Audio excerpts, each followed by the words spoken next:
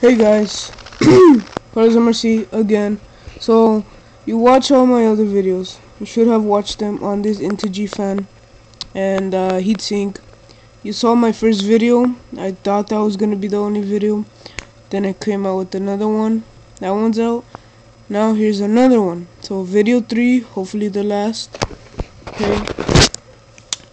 So now that I put the heatsink and motor, fan on there, sorry, it's on there, and now we're gonna try out the wiring.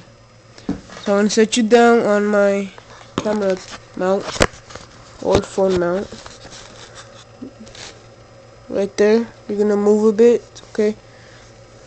So the Integy heatsink and fan comes with this, but the problem is, so does your ESC back there. There's ESC, there's this ESC. That's for the stock ESC. So they both have the same connectors, male and male.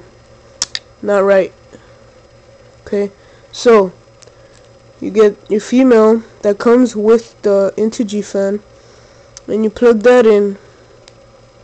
Okay, and then you have these two leads. Now if you're only using this one for the motor, you can cut the ESC ones and connect those.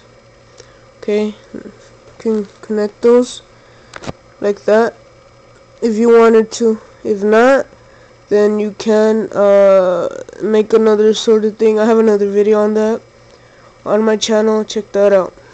But we're just gonna show this quickly here, and make sure they're separated, red and black.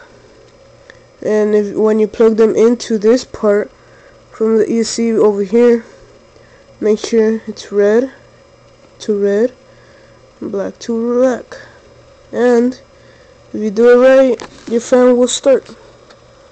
Okay, they're stopped, and they're stopped.